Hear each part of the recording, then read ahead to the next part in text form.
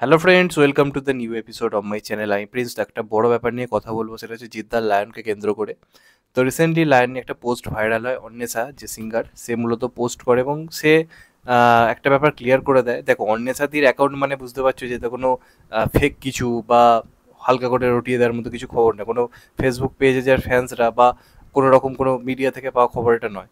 এটাই যে কাজ করেছে, যে নিজে অফিসিয়ালি পোস্ট করেছিল।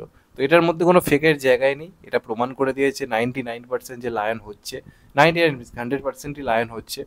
এবং সেটা পোস্টটা ভাইরাল হয়, সেটা নিয়ে সবাই ভিডিও করে এবং খবর উঠে আসে যে জিদ্দার সঙ্গে নায়িকা হিসেবে আমরা এপার বাংলা থেকে মিমি চক্রবর্তীকে পেতে চলেছি। এবং মিমি চক্রবর্তী এখন হট টপিক, তোমরা জেনেই গেছো। তার বিকিনি ছবি সোশ্যাল মিডিয়া আগুন লাগিয়ে দিয়েছে। এবং সেটা একটা আলাদাই জায়গায় গিয়ে পৌঁছেছে। তো মিমি এই মুহূর্তে হট টপিক দুই বাংলা মিলিয়ে, এবং সবাই চাই যে মিমি মানে যে কোনো প্রজেক্ট এখন কাজ করুক, খবর আলাদা লেভেলে গিয়ে পৌঁছচ্ছে। মানে মিমির একটা হাইপ রয়েছে। তো সেখান থেকে দাঁড়িয়ে লায়নে মিমি জিৎ জুটি কোথাও গিয়ে হবে, এই মুহূর্তে দাঁড়িয়ে সেই খবরটা প্রত্যেকে খুব খুশি হয়েছিল। এবং অন্বেষাদি তুমি যদি পোস্ট দেখো, ডাইরেক্ট মিমি চক্রবর্তীকে সে কিন্তু ট্যাগ করেছিল। এটা অন্বেষাদির মতো একটা বলাতে পারে প্রফেশনাল একজন সিঙ্গার, জিৎ দাকে ট্যাগ করছে, মিমি চক্রবর্তীকে ট্যাগ করছে। এটা তো এমনি এমনি নয়, তার কাছে অফিসিয়াল কনফার্মেশন রয়েছে বলেই, সেই প্রজেক্টের সঙ্গে যুক্ত বলেই সে কিন্তু এরকম ধরনের পোস্ট করেছিল। এবার ব্যাপারটা কন্ট্রোভার্সি শুরু হয়েছে তখন থেকে, যখন থেকে পোস্টটা ডিলিট হয়ে গেছে।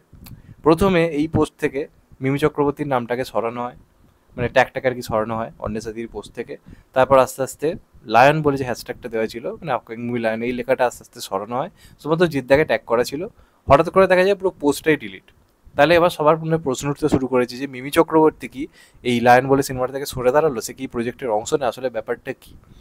তা আমার মনে হয় মিমি প্রজেক্টের অবশ্যই অংশ, এবং এতে দুটো নায়িকা থাকার চান্স রয়েছে, এপার বাংলা থেকে ওপার বাংলা থেকে। এপার বাংলা থেকে মিমি থাকার 100% চান্স তো রয়েছে এই পোস্টের মাধ্যমে। তো কথা হচ্ছে পোস্টটা ডিলিট হলো কেন? দেখো, অনেক সময় কি হয়, জিদ্দার প্রোডাকশন হাউস মূলত, বা আরও যারা বাংলাদেশের রায়হান রাফির কাজের ক্ষেত্রেও দেখেছি, যে তাণ্ডবের সময় বা তুফানের সময়ও যখন বিভিন্ন রকম খবর লিক হয়ে যাচ্ছিল না, তারা কিন্তু বারবার সেই খবরগুলোকে সরিয়ে দিচ্ছিল বা ডিলিট করতে রিকোয়েস্ট করছিল।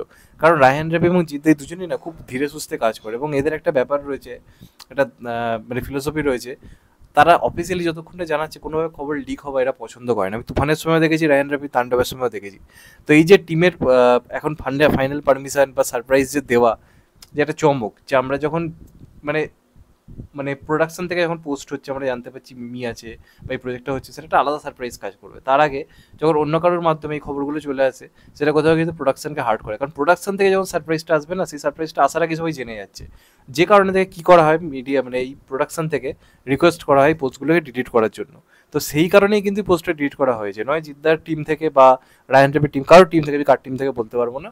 হয়তো রিকোয়েস্ট করা হয়েছে অন্বেষা দিকে যে এই মুহূর্তে এই খবরটাকে এইভাবে যেন লিক না করা হয় এবং সরিয়ে দেওয়া হয়, কারণ তারা অফিসিয়ালি জানাতে চায়। কিন্তু এই পোস্ট এরকম প্রফেশনাল জায়গা থেকে পোস্ট প্রমাণ করে যে মিমি চক্রবর্তী থাকছে এবং জিদ্দার লায়ন হচ্ছে, এবং ইটস হিউজ প্রজেক্ট। মানে এটা কোনো সন্দেহ করার জায়গাই নেই, 100% হচ্ছে। মানে মিমি যে করছে না বা এই প্রজেক্ট থেকে সরে গেছে, এমনটা একেবারেই নয়। এবং এটার জন্য আলাদা করে প্রস্তুতি মানে এটা ওটা নানা রকম চলছে, এটা আমরা জানি, খবর পাচ্ছি ভেতর থেকে। তো এটা কিন্তু পুরোপুরি চিন্তার কিচ্ছু নেই।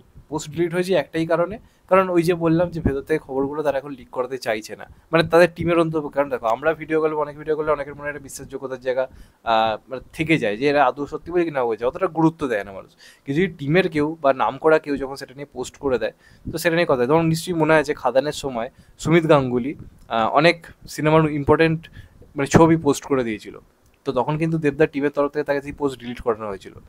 তো তার মানে কি সেই সিনটা সিনেমায় নেই, বা সুমিত গাঙ্গুলি সিনেমার অংশ ছিল না, ফেক কিছু ছিল না? তো এটা হচ্ছে এক্স্যাক্টলি ঠিক তাই একটা ব্যাপার, যে তারা সারপ্রাইজ দেওয়ার আগে সারপ্রাইজটা ছড়িয়ে পড়ছে। কী হবে, যখন ফার্স্ট ব্লাস্টটা আসবে সোশ্যাল মিডিয়াতে, সেই উন্মাদনাটা তুলনামূলক কমে, কারণ মানুষ আগে জেনে গেছে।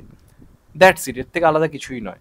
তো এটা চিন্তার কোনো কারণ নেই, লায়ন 100% হচ্ছে, এবং জিৎ মিমি জুটি আমরা পেতে চলেছি, এমনটা ধরে নেওয়াই যায়। দেখা যাক লাস্ট অব্দি কী হয়। তো ব্যাপারটা নিয়ে অনেকটা কনফিউশন চলছিল, অনেকে বলছিল, যে কারণে তোমাদেরকে ক্লিয়ার করে দিলাম। চ্যানেলটা যদি নতুন হয়, চ্যানেলটাকে সাবস্ক্রাইব করে দিও and get the bell icon. ভালো থেকো সবাই, টেক কেয়ার, নমস্কার, আবার দেখা হবে এখন তো ভাই।